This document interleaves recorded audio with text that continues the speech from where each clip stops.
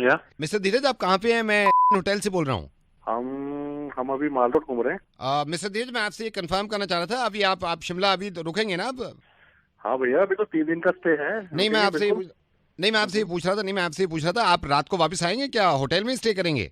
रात को वहीं रुकूंगा होटल में, मैंने अभी चेकआउट थोड़ी ना किया है। यार मैं वही रूम नंबर 422 में आया ना आपका? हाँ हाँ, 422 में ही हूँ। एक सेकंड रुकिए, इधर आ। सुन, अब वो कह रहे रात में होटल में आकर रुकेंगे, क्यों नहीं तूने रजाइयां धोके रखी? Sorry sir. क्या? नहीं क्या क्या क्या हो क्या गया? सॉरी? अब मैं उनसे बात करूं, उनसे लड़ूं मैं? हेलो। ये सर हाउस कीपिंग का बंदा है हमारे होटल का। आपके रूम अच्छा में सुबह सुबह इसने बेडशीट हटाई होंगी, अच्छा। रजाइयां भी हटाई हैं। अब इसने रजाई धोने को डाल दी, अब स्पेयर में कोई रजाई है ही नहीं हमारे पास। क्या करें आप, वो बताएं यार। सर एक दिन के लिए बोल दो, अगर बिना रजाई की हो जाए तो। एक दिन के लिए बोल दो सर, एक दिन आप बिना रजाई के एक रात आप फैमिली के साथ स्टे कर लेना। मैं इसको कल मैं इसकी क्लास लगाऊंगा। पागल हो गया क्या तू? क्या ठंड में मारेगा क्या मैं? नहीं तो सर एक रात की बात है, सिर्फ एक रात की बात है। ठंड भी तो देख कितनी हो रही है, एक रात की बात है, बिना रजाई के कैसे रुकेंगे? बस सर यहीं पे आप रुकिएगा प्लीज। क्या नाम है आपका?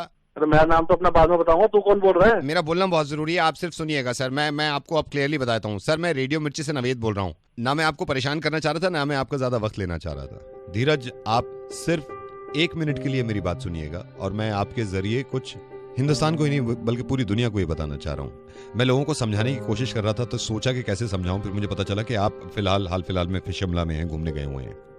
शिमला के होटल के अंदर, जो कि रूम टेम्परेचर ज्यादा नहीं होता, वहां भी बिना रजाई के एक रात गुजार नहीं सकते हम। सोचिए जरा, एक रात के लिए अगर सोते हुए हमारे ऊपर से कोई लिहाफ खींच दे या रजाई हटा दे, तो कैसी बेचैनी से रात गुजरेगी। बौखला जाएंगे हम, पागल हो जाएंगे। इस कॉल का मकसद ये है कि लोगों को पता चले कि ये हमारे लिए कितना कुछ करते हैं। आज अफसोस की बात यह है कि हनुमंत थप्पा ने दम तोड़ दिया और वो शहीद हो गए। और मैं ये सोच रहा था कि जब हनुमंत थप्पा बर्फ में फंसे हुए थे, जब उनकी सांसें चल रही थी, कुछ तो ख्याल आया होगा उन्हें अपनी बीवी के बारे में, कुछ तो सोच रहे होंगे वो अपने माँ बाप के बारे में। लेकिन उन्होंने तकलीफ उठाई, वो बेचैन रहे सिर्फ आपकी और मेरी वजह से, सिर्फ इस मुल्क की वजह से। मैं सिर्फ ये कहना चाह रहा हूं कि इनकी कुर्बानियों की कद्र करें हम, और इनकी इज्जत करा करें हम, क्योंकि इन्हीं से हैं हम। सही कहा नावेद। इत्तेफाक से हमारी दिल्ली में ज्यादा ठंड पड़ी नहीं है, उसके बावजूद रात को 1 बजे आप अपनी गाड़ी से निकले, अपना शीशा नीचे करके सिर्फ अपना हाथ बाहर निकालिएगा, तो आपको एहसास होगा कि एक इंसान अपने मुल्क के खातिर, अपने लोगों के खातिर बर्फ के नीचे दब जाता है, मुल्क के लिए शहीद हो जाता है।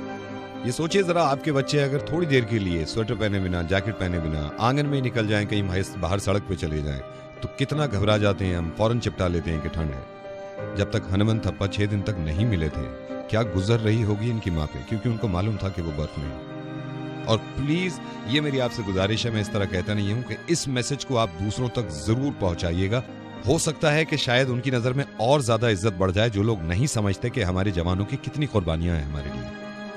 हम सब शुक्रगुजार हैं हनुमंत थप्पा के और बाकी उन सारे जवानों के जो अब भी ठंड में हमारी वजह से पहरा दे रहे हैं। और सलाम है उन माँ बापों को जो अपने बच्चों को आर्मी में भेजते हैं, अपनी वजह से नहीं, अपने मुल्क की वजह से। धीरज, बहुत बहुत शुक्रिया ये बात सुनने के लिए, और सिर्फ आपको ही नहीं सुनानी थी, अब जितने लोग ये सुन रहे हैं इन तक पहुंचानी थी, और आपकी जिम्मेदारी है कि आप दूसरों तक पहुंचाएं ये बात, प्लीज। मैं सलूट करता हूँ हनुमंत थप्पा को, जिसने हम लोगों की वजह से अपनी जान दे दी और शहीद हो गया, और उनके साथ उन बाकी सोल्जर्स को भी जो उनके साथ शहीद हुए।